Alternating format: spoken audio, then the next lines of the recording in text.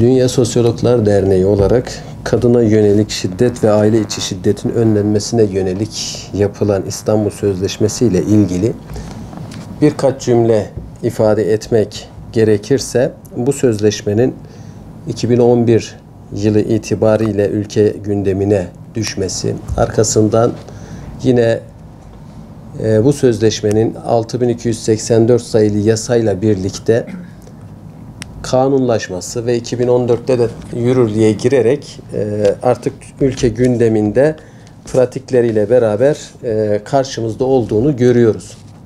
İstanbul Sözleşmesi'nin birçok kesim tarafından kadına yönelik bu şiddeti durduracağı yönünde kanaatler vardı.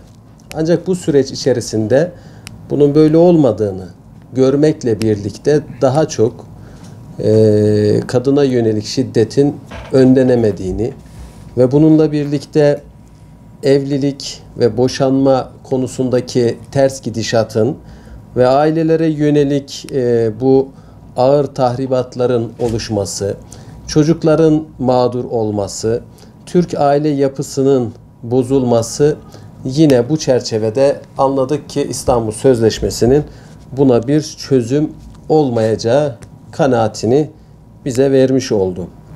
Burada şunu da söylemek lazım. İstanbul Sözleşmesi'nin hem kabulü süreci hem de uygulanma süreci içerisinde genelde dışarıdan çok fazla fonlandı. Çünkü 46 ülkenin, yani Avrupa Konseyi ülkelerinin imzasıyla birlikte ülke gündemine girmekle birlikte birçok Avrupa ülkesinde de bu sözleşmenin dönem dönem imzalandığı, bazılarının şerh düştüğü, bazılarının imza yapmaktan imtina ettiği de bir gerçek. Şimdi burada biz İstanbul Sözleşmesi'ni masaya yatırırken temel hedef şuraya koymamız lazım. Kadına yönelik ve aileye yönelik bu tahribatı nasıl önlemek gerekiyor? Bu bağlamda İstanbul Sözleşmesi'nin buna çözüm olmadığını söylerken de ne yapmak gerekiyor? Onu da ifade etmemiz lazım. Çünkü asıl mesele bu kadına yönelik şiddetin önlenmesi ve ailelerin dağılmasına yönelik çalışmaların durdurulması, çocukların mağdur olmaması ve ülke genelindeki bu aile yapılarının dağılmasının önüne geçme çalışmaları. Bunlar öyle bir düğmeye dokunduğunuz gibi hemen düzelecek şeyler olmamakla birlikte bunun hukuki bağlamdaki kolu olan İstanbul Sözleşmesi ve 6284 sayılı yasanın hem geleneklerimizin hem Türk aile yapısının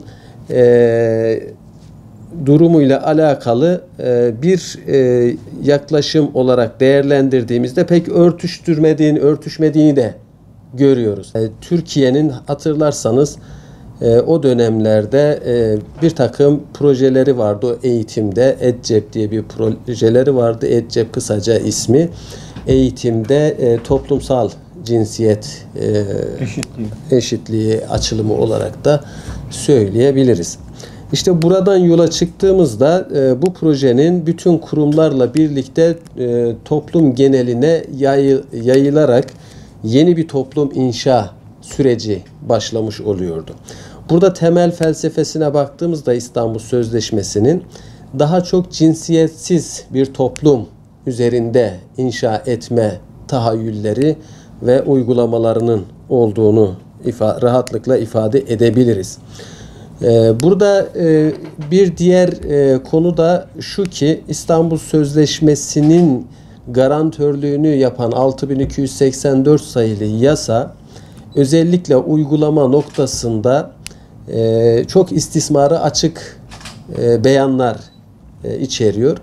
Bunlardan herkesin diline pelesenk ettiği kadının beyanının esas olması, diğer taraftan yine İstanbul Sözleşmesi'nin 4 ayak üzerine inşa ettiği noktaları ifade etmek gerekirse bunlardan bir tanesi fiziki şiddet, bir diğeri cinsel şiddet, bir diğeri psikolojik yani duygusal şiddet, bir diğeri de ekonomik şiddet olarak karşımıza çıkmaktadır.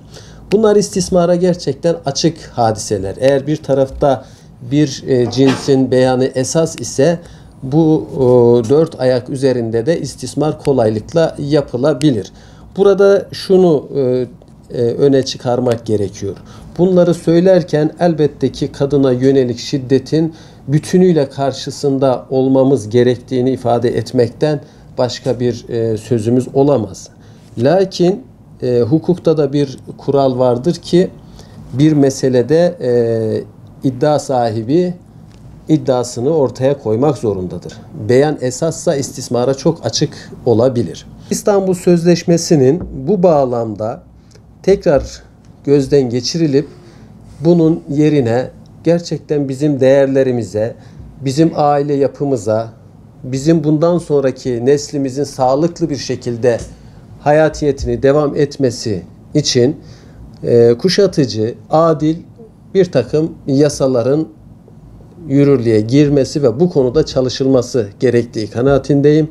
Bu bağlamda da İstanbul Sözleşmesi'nin derhal bir kenara bırakılıp ve sözleşmeden çekilip bu konuda hukukçularımızın da acil çalışması lazım. Biz de bu konuda kendilerine Dünya Sosyologlar Derneği olarak, ekibimiz olarak destek verebiliriz.